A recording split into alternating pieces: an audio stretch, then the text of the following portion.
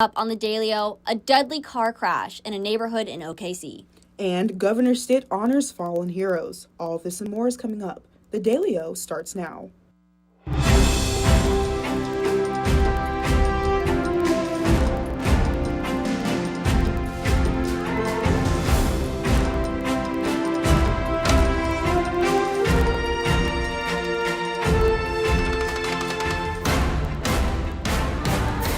Good evening and welcome to the Wednesday edition of the Dalio. I'm Emmy Sanglai. And I'm Raymo Coleman. We're glad you're with us. One person was killed while another one was injured in a head-on car crash in an Oklahoma City neighborhood. Officers say one of the vehicles was speeding down the road in the left lane when it went off course and hit the other vehicle head-on. Investigators identified the speeding driver as 19-year-old Tyler Woods. Woods was pronounced dead at the scene of the wreck. The other driver was transported to OU Medical Hospital, where their condition is currently unknown. Governor Kevin Stitt is ordering flags to be flown at half-staff to honor two Goldsby firefighters who were killed in a car wreck. Fire Chief Brian Jenkins and firefighter Todd Pendleton were involved in a rollover crash on March 20th. The order states all Oklahoma and American flags on state property are to be flown at half-staff from March 25th through the 28th. Stitt says the bravery and selflessness of Jenkins and Pendleton embody the best of the Oklahoma spirit. Services for both men will be held at their own respective times. Oklahoma State health leaders met on Tuesday to try and help stop the mental health department's growing budget crisis. The Oklahoma Department of Mental Health and Substance Abuse Services originally requested $20 million for this year's Secretary of Mental Health, Clay Bullard. He says the request amount has increased to $43 million, and they will continue to ask for more until the needs are met. Bullard also says the department is wanting to expand its resources so they can help anyone who's going through a crisis. The results of a meeting have not been posted at this time. Former city manager of Fairview, Jerry Eubanks, is being accused of embezzlement after a skid steer was stolen from the city inventory. Assistant manager George Ishins says the steer was removed in 2020 during the time Eubanks served as manager. Investigators claim to see an identical steer on Eubanks' property over 100 miles away in Pawhuska, Oklahoma. Eubanks is known to have a criminal past before being hired by the city council. He also has convictions of embezzlement in Major County and Kay County, as well as serving time in prison for drug possession. This is still an ongoing investigation and no arrests have been made. The Oklahoma Supreme Court announced they will be protecting tribal members' rights to fish and hunt on native land. Oklahoma Attorney General Gentner Drummond says this ruling is another rejection of Governor Stitt's unlawful campaign against tribal citizens. Stitt attempted to strike down on the proposed law that would prevent members from being arrested for hunting and fishing on their native land.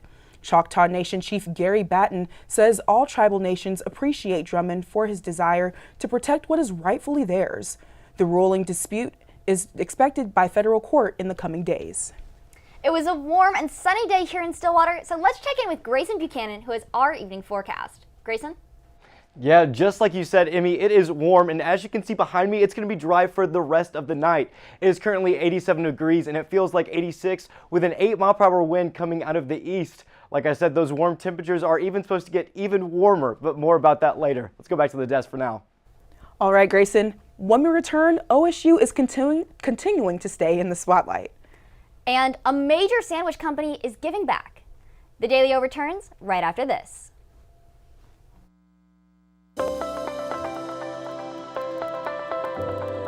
Hi, welcome to Sugar Llamas. Well, I'm the owner of Sugar Llamas here in Stillwater. My name is Chad O'Rourke. We want to create a customer-centric culture and create an experience for our customers when they come in. Our ice cream in particular, you can get it other places, but I'm only aware of like one other place besides the Sugar Llama in the state of Oklahoma that you can get it. We actually ship it in from up north, but when it comes to our coffee, you cannot get Sugar Llama coffee anywhere else in the world. You might find a blend similar to it, but you're not going to get Sugar Llama coffee anywhere but a Sugar Llama. It is proprietary to us. We really actually want to get more involved within our community. It's not just about making money, but it's about serving our community and becoming a part of the community here.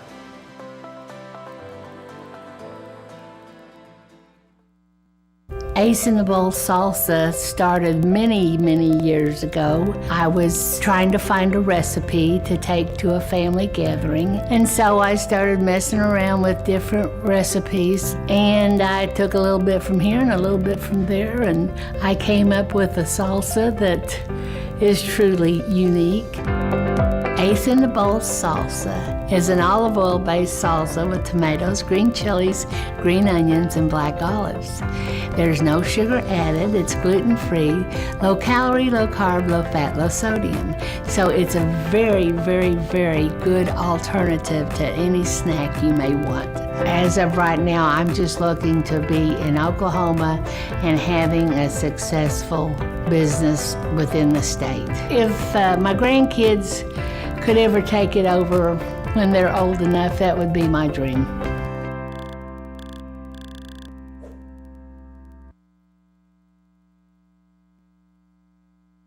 Oklahoma State University earns global recognition in the 2026 QS rankings. OSU was named one of the top universities in the world in 4 disciplines in the Quack-Corelli-Simmons rankings. These rankings evaluate over 18,000 different universities and provide one of the most comprehensive evaluations worldwide. Dean of OSU Global, Randy Culver, says this award demonstrates both the established strengths and the continued growth in areas critical to addressing global challenges. OSU has showed they can compete with anyone and will continue to make global headlines for years to come. Jersey Mike's locations in Oklahoma are making a huge difference. Today, 22 Jersey Mike's shops in Oklahoma are donating 100% of sales to Special Olympics athletes. The single-day fundraiser is part of the company's annual Month of Giving campaign.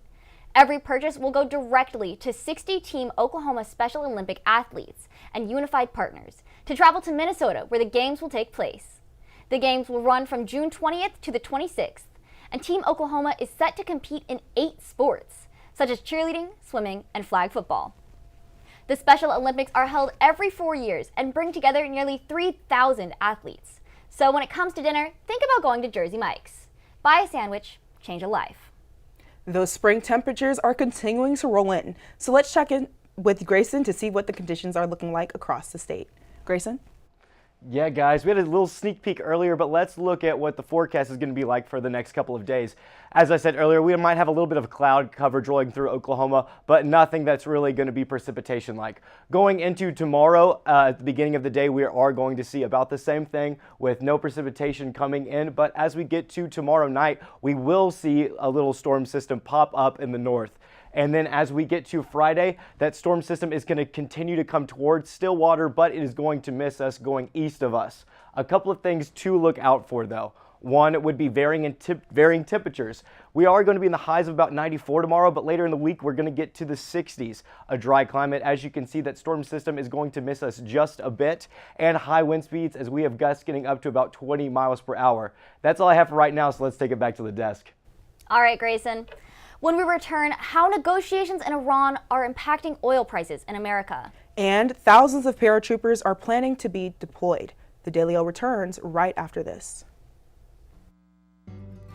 We would design something, it was set on the counter, and people was either, if enough of them said, you know, this isn't it, it never made to the line.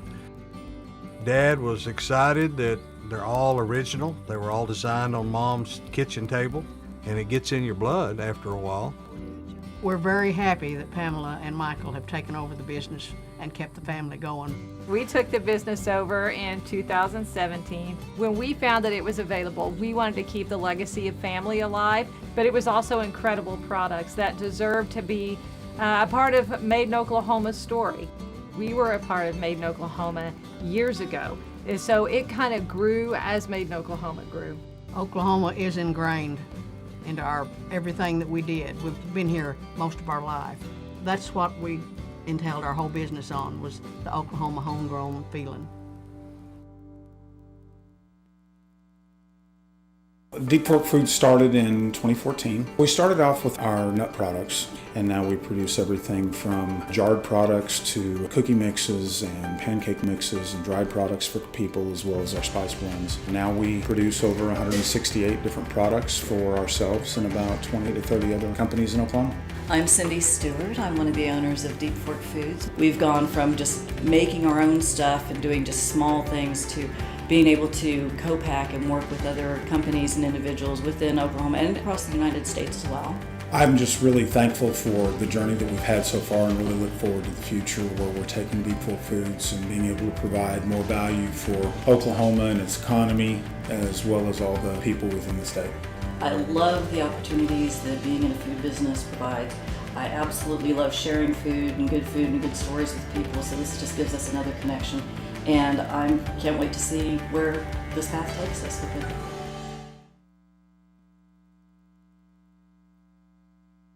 Oil prices fell this morning after President Trump says he's negotiating with Tehran.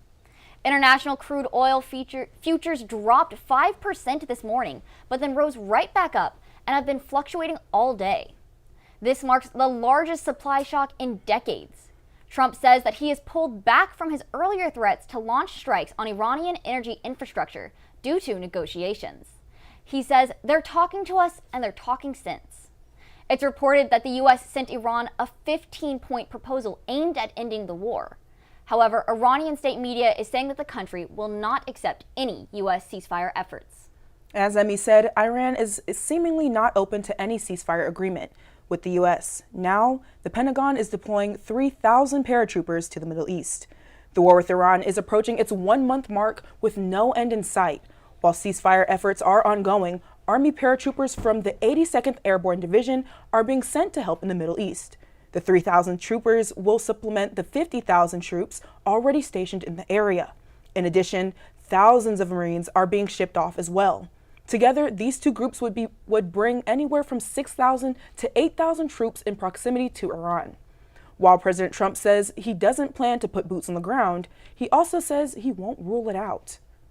Democrat Emily Gregory has officially flipped Mar-a-Lago blue. If that place sounds familiar, it should. Mar-a-Lago is where President Trump resides in Florida, a historically red county in a red state. The win comes from a special election yesterday where Gregory led by 2.4 percentage points, or 797 votes. This comes after Trump endorsed Gregory's opponent, John Maples. The district was previously represented by Republican Mike Caruso, who won by 19 percentage points in 2024. This marks the 29th district that has flipped in the U.S. House since President Trump took office and is giving Democrats hope for the upcoming midterms. The Senate standoff on Capitol Hill has reached day 40 as no funding deal has been reached. The Senate is in gridlock and as tensions and disagreements remain over funding allocation for the Department of Homeland Security. The main point of contention is immigration and customs enforcement. Republicans have offered to fund the bulk of DHS while excluding funding for ICE deportation arm.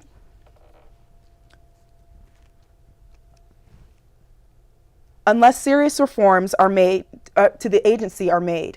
The current GOP proposal would fund 94% of the DHS budget while withholding $5.5 billion for ICE's enforcement and removal.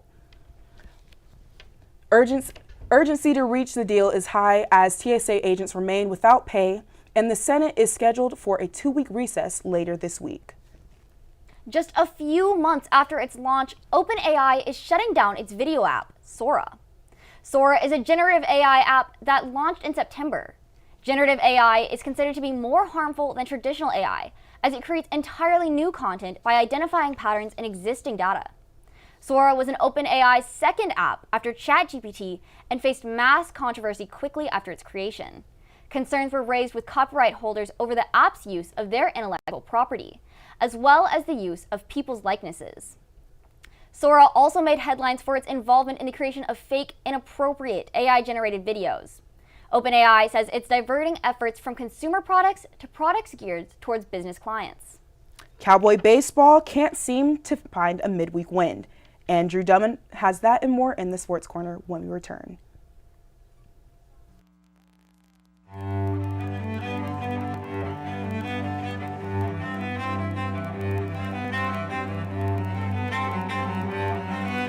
My name's Dennis Abernathy. Lived here since 1968, and I consider myself one of Stillwater's oldest original family jewelers. Here at Dennis the Jeweler, we're more about personal service My father always told me that anybody can sell the jewelry, and what we're doing is completely different, learning to do the repair work. That is one thing that will keep your business alive, because anybody can sell it, but not anybody can fix it. To me, jewelry is very, very personal. Every piece of jewelry has its own story, and I get to hear hundreds of stories from my clients, which I love to hear. There's always a story with it. I mean, you buy a piece of jewelry for a show of appreciation, a sign of love. There are a lot of different aspects for jewelry when you purchase it. My wife lived east of here, about 35, 40 miles, something like that, over at Lamont. I was dating her from over at Alba when we were going to college. I knew about the well then. It was a great well. It was great water. I'd stop there, stick my head under it, wake up, drive on home, that kind of thing. And people talked about bottling this water. And so that's why I started thinking about doing that. And so in 2003, the property come up for sale. And so we started working on that, had the opportunity to buy it. The hopes are when folks drink our water is that they'll drink it for a few days and find out the difference. They'll start feeling better because there's been no chemical in our water. There's a list of good things that we have. We don't have any bad things in it. This company means a lot to me because I guess we started it from scratch. And to be able to have it where it's at today, I don't see this as the end at all. I see the future of Divine Water as being worldwide, which will bring outside dollars into the state. It means a lot to me because I started it, I guess, and our family started it. Welcome back to the Daily O and welcome into the Sports Corner. I'm Andrew Dunham. Let's talk some sports. Well, after a come-from-behind series win at home versus Baylor last weekend, Oklahoma State baseball traveled to Springfield, Missouri to take on Missouri State in matinee midweek baseball. And it did not go their way. The Cowboys fell 16-2 in 7 innings in run rule fashion. The Bears jumped ahead early with a first-inning grand slam, and they also added another in the second to build an 8-0 lead. They continued to add on, including a 6-run fifth inning to pull away. Polk starter Brendan Phillips took the loss after allowing 4 runs in his lone inning, with OSU using 7 pitchers in the bullpen. The only offensive action the Cowboys saw was from Colin Ritchie after he drove in 2 runs with a bases-loaded double in the 5th, now raising his RBI total to now 39. The Cowboys now look to turn their attention back to Big 12 play as they head to Provo to take on the BYU Cougars, with the series starting on Thursday night. Keeping it on the diamond, it is game day for Cowgirls softball. The Pokes are currently underway in Tulsa, and if you want a scoring update, the Pokes are up 2-0 courtesy of an Amanda Hasler 2-run home run. The Cowgirls are leading the series against Tulsa 39-23 heading into tonight's matchup, but have struggled in the past when playing in Tulsa, with most of their losses being as the away team. That being said, there's a lot of talent on this team, with veterans and freshmen who have impacted their play this season. Starting off with Claire Tim, who has a hit in 9 out of her last 11 games, and J.L. Austin, who is ranked among the team leaders in, get ready, home runs, walks, runs scored, stolen bases, and extra base hits, doing a little bit of everything. The Cowgirls are coming off a loss against BYU and are looking to go into their next conference win with another win underneath their belts. And since we're talking about the Cowgirls, we can't fly by without taking a look at the recent rankings. Starting off on the team side, the Cowgirls are ranked 21st in both the NFCA Coaches Poll and the USA Softball Top 25. The Pokes are also picked to finish second in the Big 12 Conference according to the league's head coaches. On the individual side, Ruby Malin earned the Big 12 Softball Co-Pitcher of the Week alongside Iowa State's Lauren Sherman. This honor for Malin was awarded after pitching a perfect game last week against BYU. Kenny Gajewski talks to his team postgame. I'm really proud of your toughness. It's been a long couple days, and to come out, got your energy was good. Now we got to match it.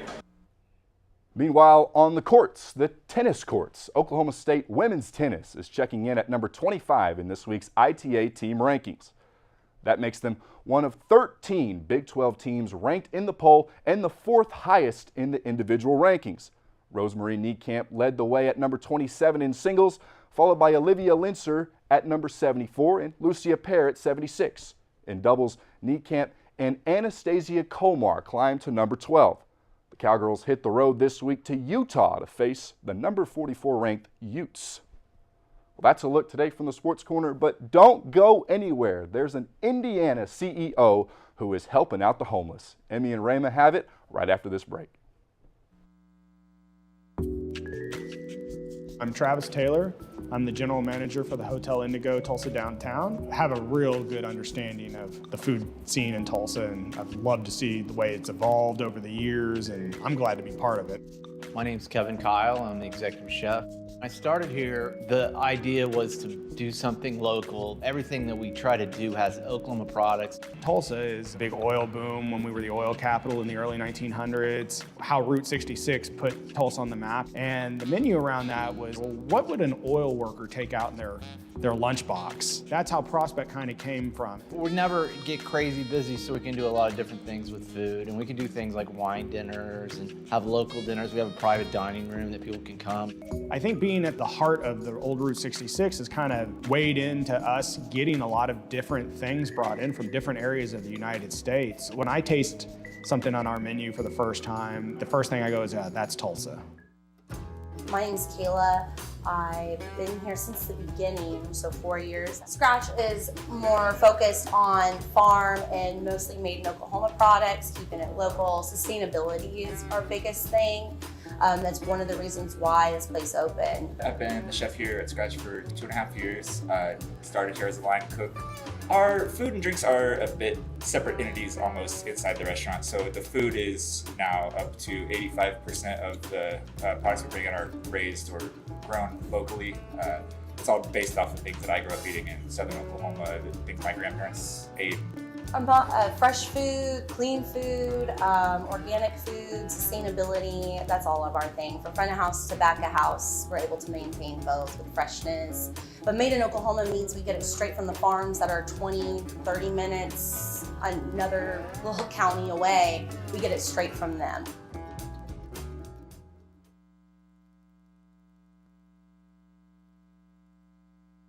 New updates arise surrounding the controversial new season of The Bachelorette.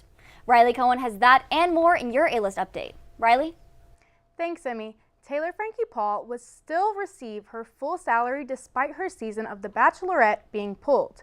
The decision to pull her season was announced March 19th, just days before the scheduled premiere on March 22nd. The Bachelorette abruptly pulled her season following the release of a viral video from 2023 showing her physically attacking her ex-boyfriend, Dakota Mortensen. The 31-year-old reality star can be seen hitting, grabbing, and even throwing 3 bar stools at Mortensen, who was filming. Their child can be heard crying on the couch nearby. Paul's representative called the video the latest installment of Mortensen's never-ending, desperate, attention-seeking, destructive campaign to harm Taylor without any regard for the consequences for their child. Due to the contractual obligations, The Bachelorette fulfilled her salary for filming the entire season and completing most of the promotional tour. The production company Warner Bros. Discovery is reportedly responsible for covering the cost. That's all I have for your A-List update. I'll go ahead and send it back to the desk.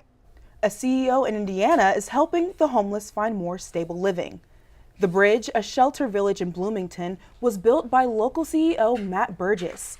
The homelessness crisis has been in dire condition in Bloomington since 2021, but was more visible recently when people began camping out in church parking lots. Burgess says he got the idea for the bridge after visiting 4 different cities with shelter villages, such as Austin, Texas. In its first month after opening, 55 people had already moved in. The bridge cost $2.7 million to build and houses 56 adults in its 48 houses with community showers and bathrooms. Today is the day to celebrate and remember those who have earned the highest honor in our military. It's National Medal of Honor Day. The Medal of Honor was created in 1861, and its first recipients were 6 members of Andrews Raiders in 1863 for their participation in raids during the Civil War. The Medal of Honor is awarded by the President to service members who perform acts of valor above and beyond the call of duty. Since its creation, 3,468 Medals of Honor have been awarded. If you want to participate and recognize these select service members, you can visit the new Medal of Honor Museum in Arlington, Texas, or post with the hashtag Medal of Honor Day. Well, before we go, let's go back to the Weather Center where Grayson Buchanan has our 7-day forecast. Grayson? Yeah, guys, kind of like we said earlier, it was a hot one today, and it's going to be an even hotter one tomorrow. You can see the high today was 92, but tomorrow we're going to reach 94. And if you're looking to tan a little bit, the UV is going to be 9. As we continue to go throughout the week, we'll see those temperatures drop just a bit and get to the 60s, and we'll have some cloud coverage throughout the week. But as we get towards the end of the week and into next week, we're going to see those temperatures rise up back to the 80s with a little bit of cloud coverage. Well, guys, we talked about National Medal of Honor Day, and love them. But it is also National Manatee Day, and I do love those as well. What are y'all's favorite like sea creatures, I gotta ask? Well, thank you so much for the men and women who lay it on the line every single day. And I might cause a debate upstairs, but I'm going to go with the semi-aquatic egg-laying mammal of action, the platypus, guys. What about you? Gotta respect it. I mean, Yeah, there's a of reason course. that they gave him a whole show. Of course, right? Personally, I love the narwhal. I'm a big fan. I feel like it's the unicorn of the sea. I like how mythical it seems. Yeah, I'm going to have to go ahead and shout out the manatees that we are shouting out for today. They are one of my favorite sea creatures, and at the Oklahoma City Zoo, they have the biggest, most beautiful manatee that I've ever seen. So, That's great. I love it. That's a look at today's headlines. Thank you for joining us. make sure to check out the Daily O tomorrow and the rest of the week for the latest happening here in Stillwater and across the state. For the Daily O, I'm Rima Coleman. And I'm Emmy Sangalai. Have a great night, everyone.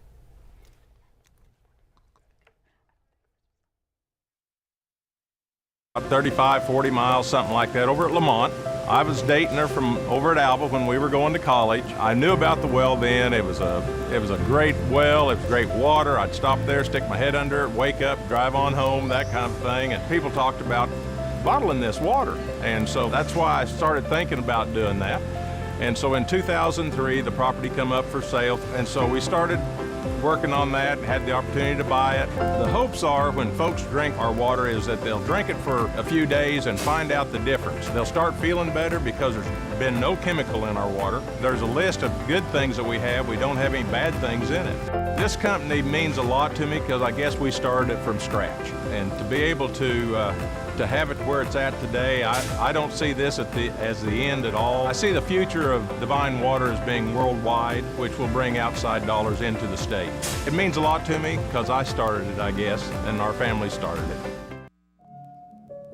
Thank you for coming to Stay and Play Pet Resort. This is where we can board your pet at any time for your convenience and make them feel at home. We have 5 different kennels for your pet. We have luxury suites that come with TV, camera, fireplace. The webcam is at your free. We have Kitty City where you can board your cat for multiple different prices. Stay and Play Pet Resort offers a free chauffeur service. If you go to Baker Animal Clinic, you can drop your pet off anywhere between 7:30 a.m. and no later than 8 a.m. Stay and Play Pet Resort offers a game day sports package. For $37, you can drop your dog off during the game day as early as 7:30 in the morning. Policy states you do not have to pick up your pet up until 1 hour after the game. At Stay and Play Pet Resort, we thrive to treat your best and give them the best at-home feeling.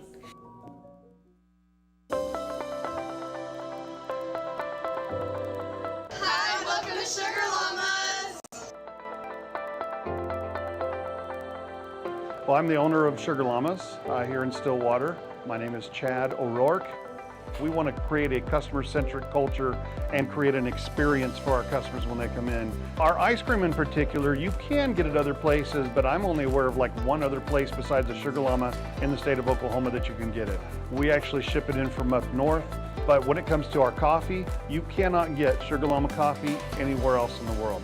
You might find a blend similar to it, but you're not going to get Sugar Llama coffee anywhere but a Sugar Llama. It is proprietary to us. We really actually want to get more involved within our community. It's not just about making money, but it's about serving our community and becoming a part of the community here.